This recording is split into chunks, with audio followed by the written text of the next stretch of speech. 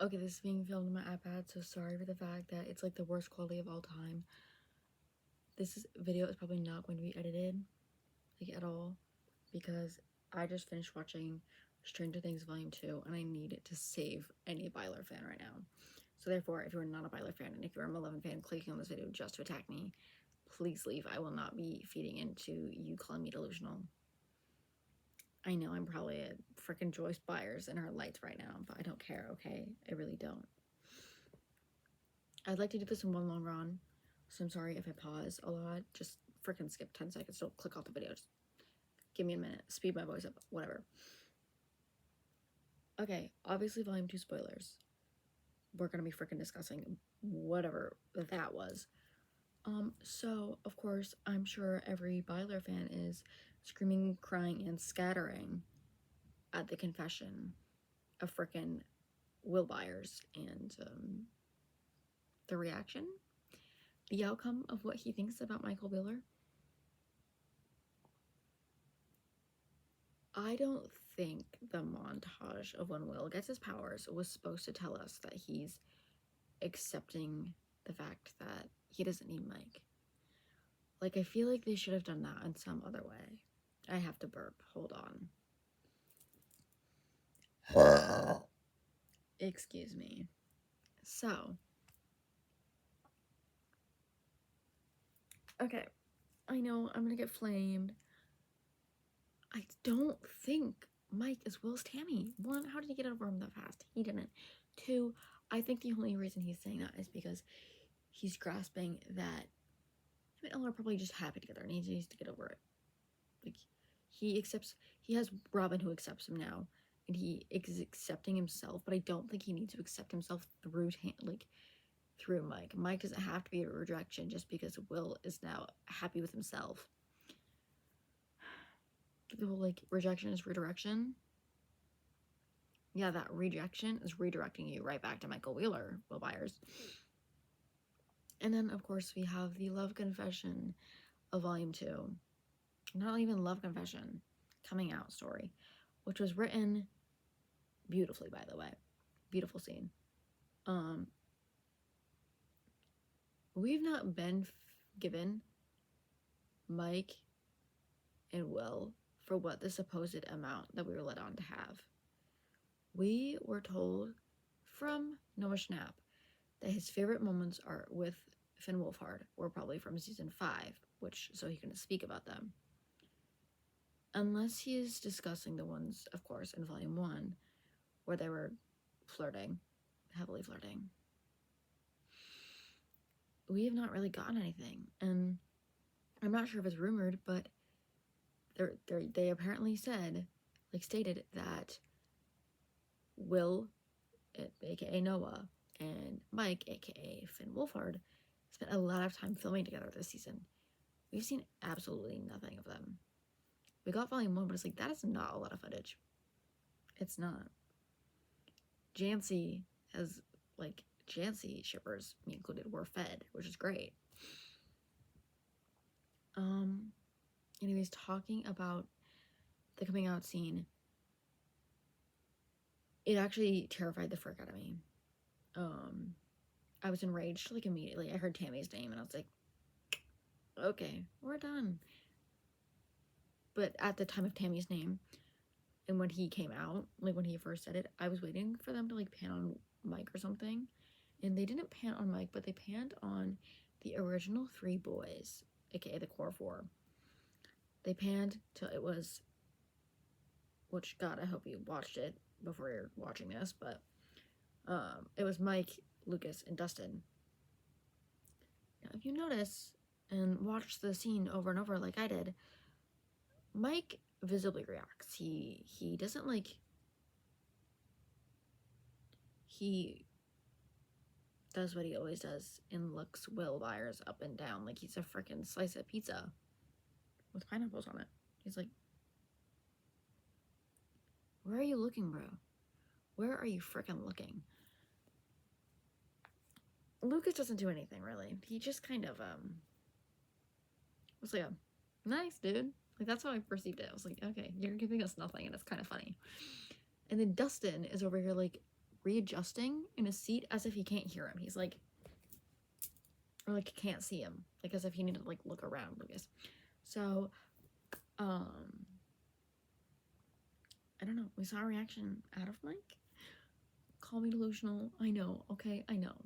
But my whole thing is, before going into Stranger Things today, if you don't have a little bit of Byler doubt, then you're just being unrealistic. Okay?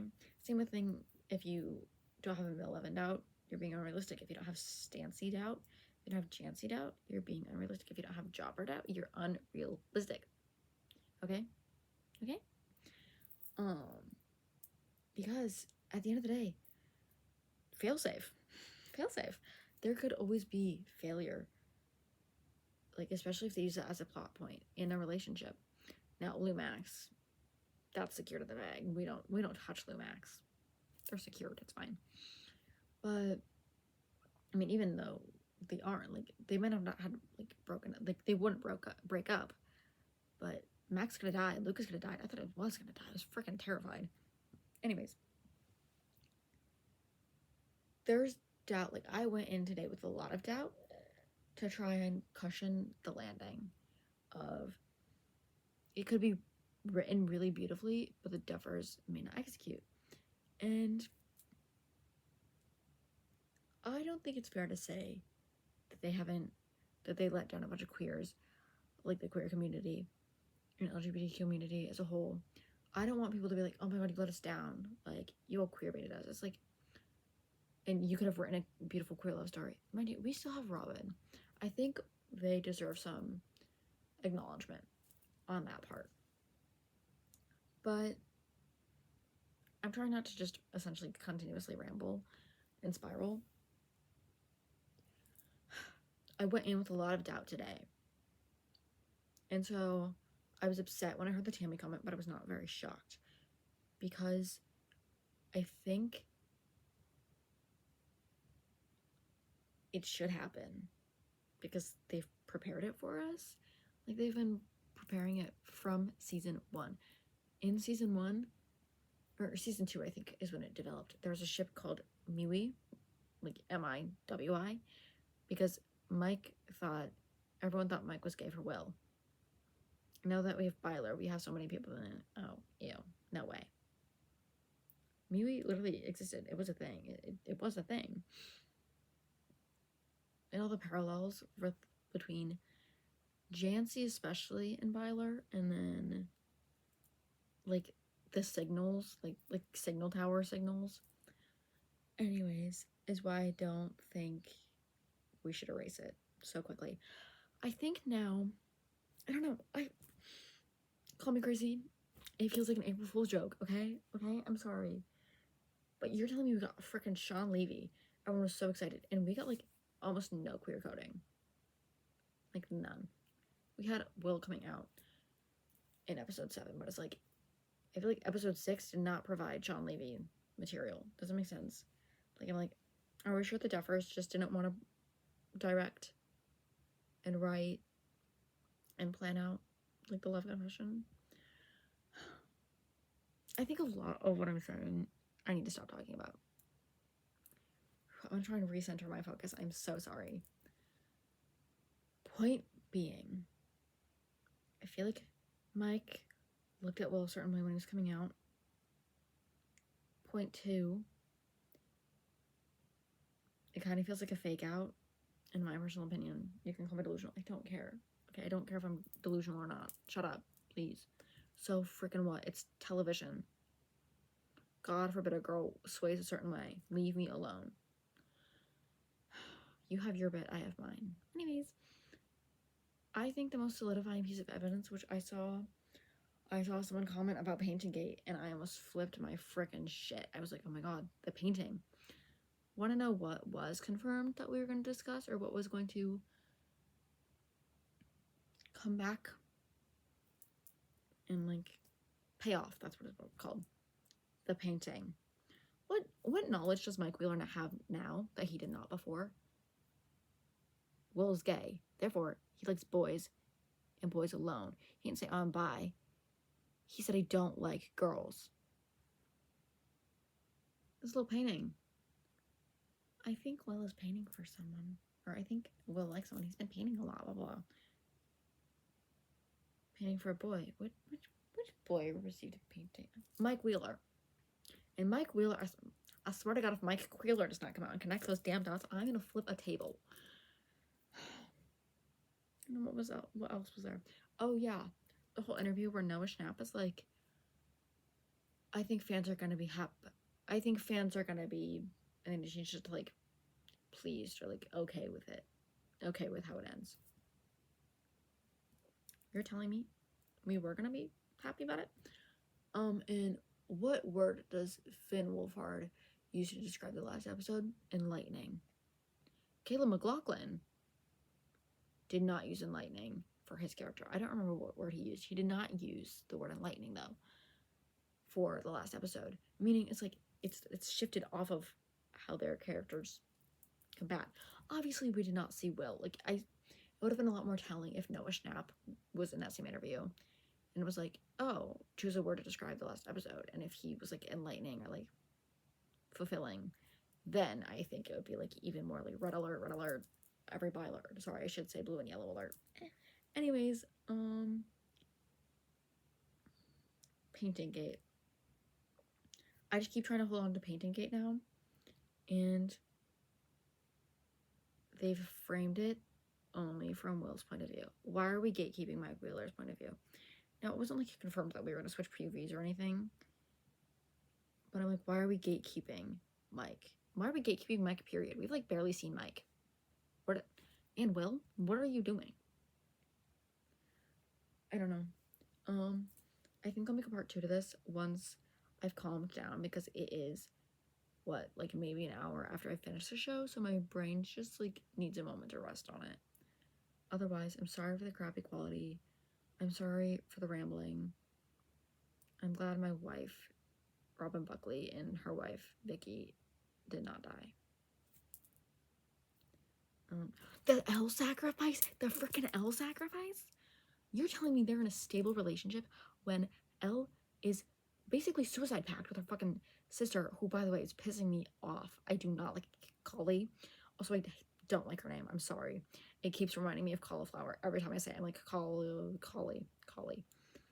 Like, in theory, it's like, it's not an ugly name. It's just like hard on the tongue for me because I'm not used to it.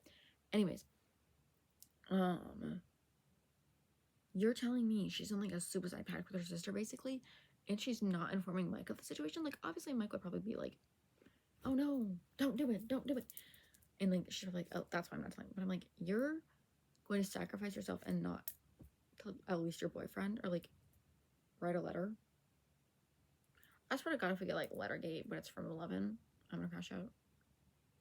Okay. I think I'm officially gone this time. We need more jealous Mike. I would like Byler to happen. My last points. I'd like Byler to happen. If it does not happen, I will not be shocked at this point. If Maleven happens, I'll be enraged a little bit. If they all three end up single, I'll be fine. I am going to let the end of the episode, end of the show, dictate whether Byler is endgame or not. Okay? I know everyone was like, I even said it. I even spoke it. If we don't have any indication within these next 2 episodes, we're cooked. We're probably cooked. We're burning right now. We're not burnt yet. We're just starting to burn. Like, we're no longer golden. We're getting into the stages of burnt, but we're not burnt yet. Okay? Stay strong, Byler Nation. We are probably delusional, but I love you guys all. And this has been a really stressful journey. If we are being queer-baited, we are being queer-baited badly. And Mike Wheeler is essentially a bad boyfriend and a bad best friend. Good night. Have fun. Much love.